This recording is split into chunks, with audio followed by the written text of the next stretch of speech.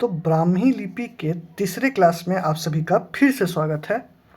पिछले दो वीडियो में हमने ब्राह्मी स्क्रिप्ट में इसके स्वरों और इसके व्यंजन के तहत इसके क वर्ग को हमने लिखना सीखा था। इस वीडियो में हम आगे च वर्ग को लिखना सीखेंगे। हम लगातार हिंदी के देवनागरी लिपि के तर्ज पे ब्राह्मी लिपि को लिखना सीख रहे हैं, तो हम सहायता लेंगे हिंदी के देवनागरी के अक्षरों का, व्यंजनों का, और उसके आधार पे हम ब्राह्मी के लिपि को लिखना सीखेंगे। तो चलिए, आज का जो पहला अक्षर है वह है च। देखिए, हम आधार तो बना रहे हैं हिंदी के अक्षरों का, बस इसको हमें याद कैसे रखना है, इस पे हम अलग अलग पिक्चर्स को दिमाग में बनाते हुए इसको याद रखने की कोशिश कर रहे हैं। जैसे कि हमने ग देखा था, ग के लिए हमने क्या सीखा था, उल्टा गमला या उल्टा वी। तो हम इंग्लिश, हिंदी, किसी भी तरीके से इसको बस याद रखने की कोशिश कर रहे हैं। तो जो पहला अक्षर है च, इसको कैसे लिखते हैं?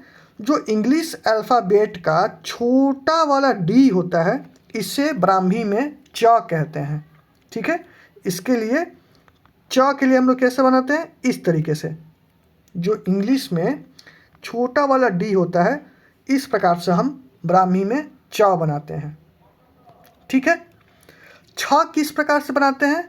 एक छोटा सा गोला बनाएंगे और इसमें एक प्यारा सा ऐसे डंडा, जैसे कि लॉलीपॉप हो, उल्टा लॉलीपॉप नीचे की तरह। ठीक है, इसको सावधानी से बनाएंगे। ये आधे पे नहीं रुकना चाहिए, पार नहीं करना चाहिए, तिरछा नहीं होना चाहिए। ठीक है, ये सावधानी से इसको बनाएंगे, फिर ये धीरे धीरे आदत में आ जाएगा, तो आप मेरी तरह तेज बना पाएंगे। ठीक है, तो ये होता है छ।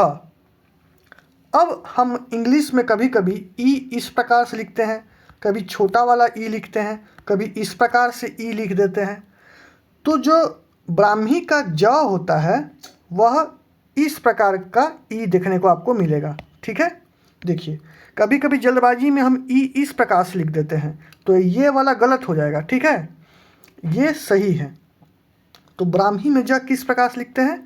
इस गोल गोल घुमाकर जलेबी की तरह हम जब ई लिखते हैं ऐसे ऐसे, तो ये होता है ब्राह्मी का ज। ठीक है, झ किस प्रकार से लिखते हैं? देखिए, हम इस प्रकार से देवनागरी में प लिखते हैं ना, अगर इसके सामने मिरर रख दें और इसका मिरर इमेज बनाए तो प किस तरीके से बन जाएगा? इस तरीके से बन जाएगा। ठीक है, तो ब्राह्मी का जो ज होता है वह प का मिरर इमेज होता है। ठीक है, प का मिरर इमेज आपको याद रहेगा। ठीक है, इसको प्रैक्टिस करेंगे। अभी मेरे साथ के साथ आप प्रैक्टिस करें तो इस तरीके से आप याद रख पाएंगे। तो झ कैसे होता है? प का मिरर इमेज। ठीक है, अब इस मिरर इमेज को, अगर आप इस मिरर इमेज को नीचे की तरफ मिरर इमेज फिर से बना दें तो कैसे बन जाएगा? इस प्रकार से। ठीक है, इसका उल्टा कैसे हो जाएगा? नीचे की तरफ ऐसे। और जब यहाँ लिखते हैं तो इसी तरीके से यहाँ लिखा जाता है, इसके नीचे की तरफ और एक छोटी सी मात्रा बाईं की ओर।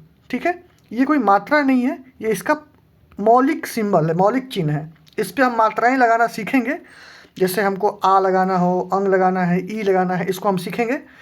फिलहाल अभी हम व्यंजन सीखते हैं। तो व्यंजन में जो यहाँ किस प्रकार से लिखते हैं, तो इस प्रकार से नीचे की तरफ। ठीक है, जैसे एच लिखा गया हो, जो इंग्लिश अल्फ़ाबेट का एच होता है ना, इस प्रकार से, और इसमें इधर की तरफ एक मात्रा लगा देंगे तो ये हो जाएगा इया। तो ब्राह्मी लिपि में आपने इया लिखना सीख लिया। किस प्रकार से लिखते हैं? ऐसे नीचे की तरफ ऐसे करके एच बना देंगे और इसको बाएं की तरफ ऐसे निकाल देंगे, तो ये हो जाएगा इया।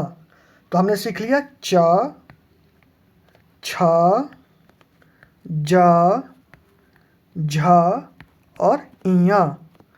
ठीक है, तो ये होता है ब्राह्मी लिपि में च वर्ग किस प्रकार से लिखा जाता है। उम्मीद करता हूँ आपको ये समझ में आया होगा।